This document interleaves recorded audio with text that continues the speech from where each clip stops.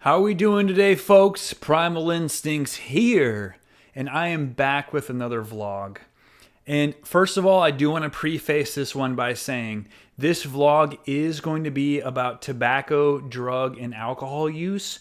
So if you are trying to quit or you did quit, I don't want to trigger any relapses. I just want to put that out there as a warning. But with that being said, I'm not here to glorify anything. I'm simply sharing a chapter of my life that I lived, and just, I love to film vlogs about myself. I love to put myself out there and just share stories and experiences. I genuinely want to write a book about my life one day, because if you've ever read books about rock stars and people who had, kind of rough upbringings and went through some wild times, but went on to better themselves, my story would be very similar, and I think a lot of people would read it. So I do want to try to do that one day. But for now, I just want to share these personal stories with you here on my channel. And this is going to be about my wild party years. That's right. I did go through some pretty wild party times. And let me start off by saying, when I was a kid, I had zero plans of ever smoking cigarettes, drinking alcohol, or doing any kind of drugs. I've mentioned before in a past vlog, I did have alcoholism in my family home growing up, and that kind of that turned me off to alcohol at an early age. But as statistics show, if you grow up in a home that has substance abuse or physical and mental abuse, you tend to go off the rails and kind of have a rebellious party phase. And I don't know for sure if that's why I did. There's probably a good chance that it was, since I had no plans of doing it as a kid. But it did eventually happen to me. It didn't happen, though, until my teenage years, high school specifically. I remember in 9th grade, I was still wearing Dragon t-shirts and just loved video games.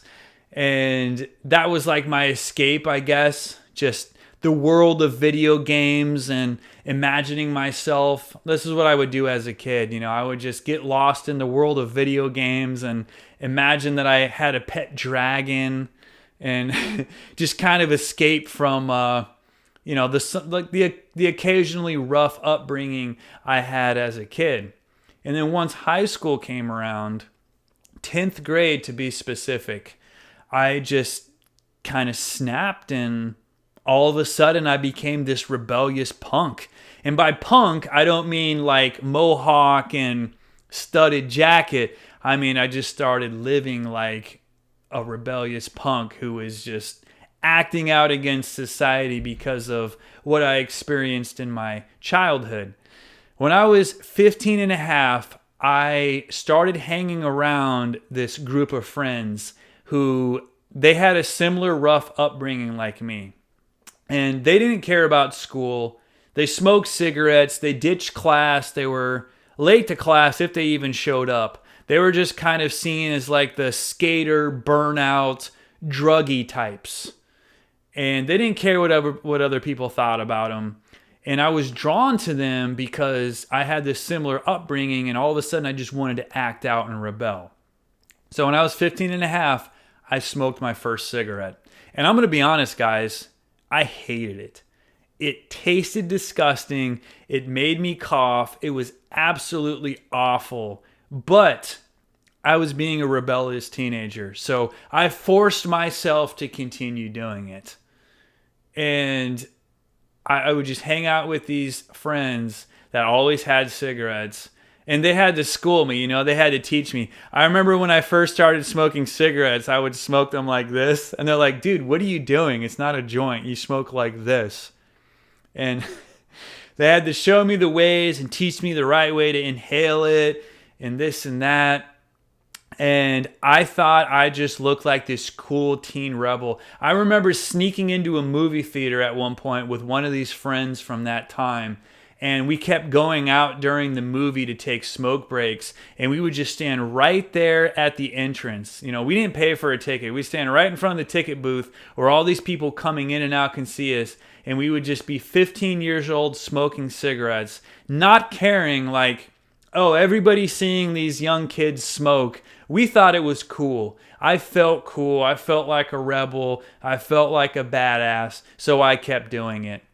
And of course, as it goes, it didn't stop there. With that same friend, I smoked weed for the first time.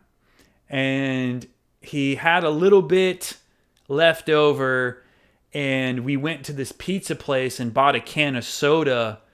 And as soon as we got outside, we poured the soda out into the parking lot of the business we bought the soda from, and just crushed the can and poked holes in it.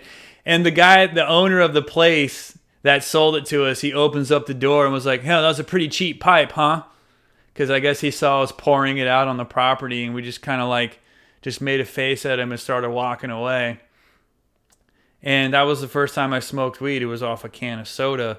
And it didn't really do anything because the friend didn't have a lot and he was trying to feel it. So he only gave me a little taste, but I still felt like this teen rebel because I had officially smoked marijuana for the first time. Before I really felt marijuana, I would end up getting drunk for the first time. And this was about when I was 16. And it was Jack Daniel's whiskey. I was hanging out with this friend who lived with his alcoholic mom and alcoholic stepdad in a trailer. And he had some Jack Daniel's whiskey he probably got from them. And we drank that. And at 2 o'clock in the morning, we were just running around outside in the middle of nowhere, just drunk and just feeling all warm and fuzzy. And again, I just felt like this awesome rebel. Look at me, man. Now I've tried tobacco, marijuana, and alcohol. There's no stopping me. And then I would end up smoking weed with another friend and his cousin. His cousin was the one who had it. His cousin was older than us. And we were watching that movie Super Troopers. And I just remember getting so high that I did not really remember the movie. I just got to the part where the guy puts soap in the other guy's drink, and he's like, "Yeah, no, bite the soap, make him look like a dick." And the sheriff says, he snatches it out of his hand. He's like, "Oh, hell, give me the goddamn soap." And he bites it and spits it off the guy's face. And I just started cracking up hysterically at that scene, man. And my friend and his cousin were just looking at me "Oh, look at his reaction to that. That's great." So early on, I was just really getting into this stuff. I was just really in this rebellious phase and this experimental phase. And like I said, I was in my mid-teens. Pretty typical time period for people to experiment and party, okay? In my defense. And then after that, it just kind of continued. I started not caring about school as much because I had always had good grades and done well in studies. But I started ditching class. I started being late to school. I had a friend. She lived in the neighborhood, and her parents had all this liquor. And we would go to the breakfast line in school and buy these plastic containers of orange juice, and she would pull this liquor out of her backpack and pour some in all of our orange juice, and we would just get drunk off of liquor spiked orange juice before class together. And then I would just sleep through my first class, and then we'd meet at recess or just on the field and we'd smoke weed. And that was what we did. We just drank a lot, we smoked cigarettes, and we smoked pot. And I just kind of became one of those guys. And in high school, people kind of looked at me as one of the cool kids because I was a rebel. And that's what I like to do. I was very, very confident. Because of my rough upbringing, I was a really sheltered and anxious kid, even fidgety for a lot of my childhood. But high school was when I really just tore down those walls and broke out of that shell. And I felt that smoking weed and drinking, it helped with that social anxiety. It helped to tear those walls down. And as a result, I just began exuding this confidence. And I was this young, good-looking, confident rebel. And a lot of people admired me for it. And they looked up at me as one of the cool kids. And that's like such a stark comparison as being like the weird anxiety-ridden kid with the broken home. All of a sudden now everybody's thinking I'm cool and wanting to party with me, right? So naturally, I continued going on that path. I barely graduated high school. I almost got expelled because of how much class I missed towards the end. I just stopped caring. But I did make it past high school. My parents couldn't wait to get me out of the house because I was this new party guy. So as soon as I turned 18 pretty much, or just right after high school, I got my own apartment. I had money saved up from little jobs I was working at, and one of my parents co-signed on the apartment just to ensure I could get the hell out of their house. But now, guess what happened? I love to party. I have my own apartment fresh at the age of 18. All my other friends still live at home. So now my place is the party spot. All of a sudden, like all the kids from the neighborhood and the friends I had in high school, they're coming to my apartment to party. And that's what ends up happening. And one day, my best friends at the time, who I was drinking and smoking with, they bring over this other friend that I had never met before. And he, gets kind of comfortable, and all of a sudden he's coming over all the time. Our close friend group of 3 is now 4. And this guy is just like, dude, you guys like to do that? That's cool. We should try everything. We should try every drug and see what it's like. We were big fans of We were big fans of the movie Fear and Loathing in Las Vegas. And this guy wanted to do like Fear and Loathing in Las Vegas. He wanted to try everything. And none of us stopped him. We're just like, yeah, man, we were 18 years old at the time. Like, this is our Fear and Loathing in Las Vegas. Let's do it. So this new friend, he took the reins and he took control of our partying from then on. He started getting and bringing over all this other stuff.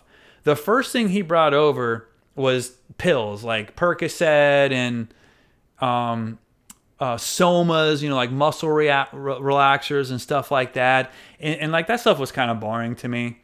I didn't really care for it. I mean, I did it because it was there, but didn't really do too much for me. And then he decided, hey man, we should try hallucinogens. We haven't done that yet. So he got us some shrooms. Now let me backtrack just a little bit. I did try mushrooms once before this, also at the age of 18 when I had this first apartment. It was another good friend I had from high school. He's like, hey man, I can get some shrooms if you want to try them. I was like, sure, let's do it. So he got them. He came over. The two of us split the cost and we split the bag in half. We waited about 30, 40 minutes and nothing happened. So he got real bummed out and drove home. He thought that we got ripped off because, that happens sometimes. And I was like, well, I guess we got ripped off. So I ended up taking a nap. I was home alone at my apartment. I woke up in the middle of the trip. Imagine that. I've never done shrooms. I've never done any hallucinogenic before. And I wake up in the middle of my first trip. And of course, the first few seconds, I'm freaking out. I sit up in bed like, oh my gosh, what is happening? But then I remember and I realize, wait, that's just the mushrooms. They're actually doing what they're supposed to do. And as soon as I realized that, I felt this relief wash over me. And all of a sudden, everything was okay. Everything felt good. Everything was happy and peaceful. And I was loving it. And like, I'm not trying to glorify drugs when I say this, but you have to understand, like, things like marijuana and mushrooms, they're natural. They're of the earth. Like they have found, they're actually used as medicine, right? They're therapeutic. They're introspective. They can have positive effects if you don't abuse them and you take them properly in moderation. And the mushroom experience was really good to me. So with this regular group of friends, this guy was like, hey, I can get mushrooms for us. And he got them. And this was the first time I took them with other people. And it was the 3 of us. There was a 4th guy there, but as soon as they started kicking in, he freaked out and drove home. We tried to tell him, dude, don't drive on that, but he did anyways. He made it. So the 3 of us, the main friends in the group, we just had the greatest trip together. We were listening to Korn, and that song Somebody, Someone came on, and I was just like melting into the couch. And I looked over at the friend that had got him for us, and he's just like, oh, like we were just, dude, it was just insane. Because those are my best friends at the time. And when you do that with close friends of yours, it amplifies it in a good way to make it even better. So it was great. But that would have been a good place to stop, right? But it didn't stop there. That guy continued on. He wanted to keep trying new things. And before you know it, now we're trying cocaine. It turns out in the apartment complex I was staying at in the Southwest, there was this studio apartment that had like 6 guys that had come over from the border, and they were staying in there and selling little bags of coke right out of the apartment. And my friend of mine had learned that. So we end up buying from those guys, and we end up doing it. And I'm going to be 100% honest when I say I never liked coke. I only did it because I was being young and rebellious, and the friends I was with were doing it too. And then the friends that I knew from the apartment from my neighborhood that were coming over, I kind of convinced them to do it as well. And now we're all doing coke together, and I'm trying to tell myself that it's an enjoyable thing, and it doesn't stop there. Next, that friend brings over Red Rock opium, which I don't even think was real opium, but we ended up smoking that and trying it. And then it escalated to Salvia divinorum, which is this really strong hallucinogen that was too much for me. And then it doesn't stop there either. He wants to keep going and trying things and seeing what happens. The next thing he gets is Oxycontin, and that's known as hillbilly heroin. And that had a pretty powerful effect on us. And we were doing those for a while until the old man that he was getting them from ran out on his prescription. And when this friend said, "Oh man, I was really hoping to get more of those," the old man told him, "Well, I can get something else for you if you like." And he was talking about heroin. Now, I have never ever wanted to try something like that. But this friend ended up bringing it over and saying, "Hey guys, look what I got." We were really big into grunge rock music too at the time, like 90s grunge. And we had when we turned 18, that friend group, we had all grown our hair out together. Mine was like Kurt Cobain length. So we all had this pact. We're going to grow our hair out. We're going to listen to this grunge and rock and roll, and we're going to party and do these drugs together. So it was almost kind of like a brotherhood pact that we had. And even though I really didn't want to do it, I ended up doing it. The first time this guy brought this over, though, him and the other guys decided they wanted to shoot it up. I did not want to do that. I heard that you could chase the dragon, and I had aluminum foil at my apartment, so I ended up smoking it off foil. And I thought it was disgusting. I was like, okay, we tried it. Let's not do that again. They weren't ready to stop doing it, though. The next time they came over, they told me how great it felt for them to do it the way that they did it, and that I was wasting my time and not getting the full experience. And they really peer pressured me into, you got to try it the needle way. So finally I was like, you know what? Fine, do it. And I let one of my friends shoot me up, and my head just hit the table without me even meaning to do it. And I was just like enveloped by this like fuzzy feeling and just really relaxing feeling, but it was too intense. I didn't like it. But unfortunately, that kind of became like our thing.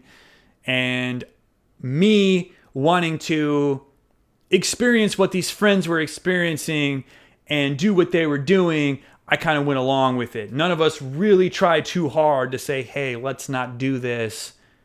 Like, this is our thing now. We're these grunge rock and roll guys all of a sudden. And the friends that I knew from the neighborhood I grew up in, they realized what we were doing, and they stopped coming around because of it, because they didn't want to go that far. So it was just me and these 2 friends after that, and we just kind of continued going on that route. And I would end up trying some other things as well from other party friends that I would meet, such as Special K. I was hanging out with somebody who had a little bit of that. It was like a white powder form, and I ended up snorting that, and I set my head down on the table, and I got caught in what is known as a K-hole. And it was just one of those experiences where I was like, okay, I experienced that, but I'm not really interested in doing that again.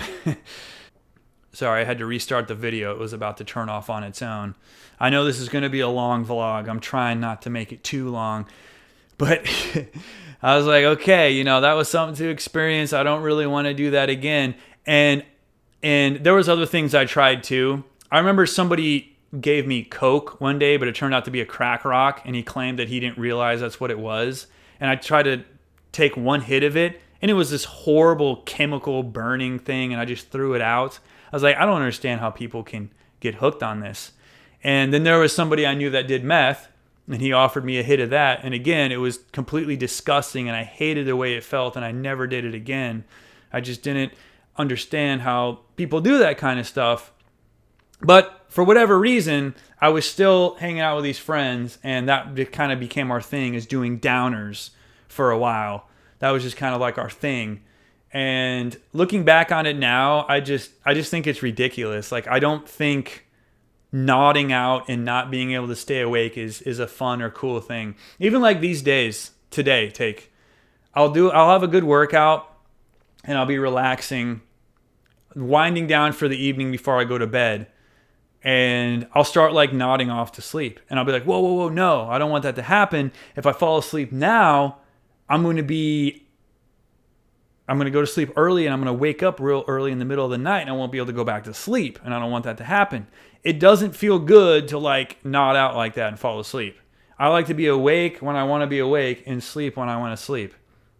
So I'm just going to say this. It's been over 10 years since I smoked cigarettes or did any hard drugs. I left that all way behind. So far behind that it wouldn't even come up in a background check if a company ran one on me, because it's been over 10 years. And I said that was the time for me to do that. I went through that party phase. I tried a bunch of stuff and got it out of my system. These days, I enjoy one beer in the evening if I have one, and I do enjoy like 10 milligrams of edible marijuana, and that's it. And on rare occasion, if I find mushrooms, I do enjoy that on rare every now and then occasion as well. That's it though. Looking back, those are the only substances that I ever found fun and were actually enjoyable to do. Like alcohol, marijuana, and mushrooms. That's it. Everything else, I was lying to myself, trying to convince myself that I enjoyed it. And it was just me being rebellious and going along with the friends that I had that were also doing it. Kind of being pressured into it, you know? But I'm not going to lie and say I wasn't interested in trying some of it. And I don't have any regrets about it either, because it's an experience. And let's be honest, man, like people who try some of that really hard stuff, they don't survive it and they don't get off of it. I know people from that time that I still talk to, and they're still struggling with it. And it's really sad to hear. Like after all this time, they're still like addicted to something like that. And over 10 years, I left it in the past. And there's also the fact that a lot of people that I knew at that time, they died from it. They overdosed and died. They only lived to be in their 20s. And that's really sad to hear as well. I mean, I'm thankful to say I never overdosed. I learned my body's limits, and like, yeah, I did like to push my limits sometimes. And it wasn't because I was like depressed or suicidal. It's just like, all right, man, tonight I really want to party and feel it kind of deal. I never contracted any disease from partying or anything like that. I did end up doing some time for it, which I will talk about my time in jail, in prison, in another video. Because like, I'm not a criminal. I got in trouble. I got caught partying a couple times. That's going to be another interesting vlog for another day. But yeah, just went through a wild party phase. I would say about 10 years of my life I dedicated to some hard partying. And it is far behind in the past. I don't have regrets, like I said. I got some crazy stories to tell. I got some wild memories. And I don't have any interest in doing that stuff anymore. I wouldn't do it anymore. Like I've been in situations where someone's like, hey man, you want some Coke? I'm like, no, dude. Like I used to do that stuff and it was grossed in, and I will never do it again. It just ain't gonna happen. But yeah, your guy Primal used to be a party animal. I still like to party a little bit. Like I said, I'll have one beer. I'll have an edible. I'll take a little bit of mushrooms sometimes, because those were the only ones that were fun. Those were the natural ones, the marijuana and mushrooms. That's okay. It's all right to have a little bit of fun, a little bit of a wild side, a little party. But I really hope nobody ever tries any of that hard stuff. If you haven't yet, don't do it. Don't let yourself be pressured into doing it. You'll be lying to yourself to say that you enjoy it because you really don't. And like me, looking back on it in the past, it's just like, how the hell did I do that disgusting stuff? Like I tried it and it was gross, and I was very thankful to quit and kick it to the curb and never look back. It's really crazy, man. But that's just what happens when you grow up in a rough home. Statistically, it happens. So I'm glad I didn't become a statistic. I lived through it. I'm here today to share the experience with you, and you're here listening to it. So there you go. If you are going to party, keep it safe, keep it natural with those natural substances. I mean, they're legalizing marijuana.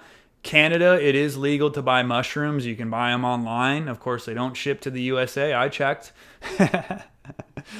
But yeah, man, just be careful. Life is precious. You don't want to lose your life on like an overdose or messing with something that people tell you don't want to mess with, and they tell you that for a reason. And I'm going to back them up and tell you that too. Don't mess with stupid hard drugs. It's just not worth it, man.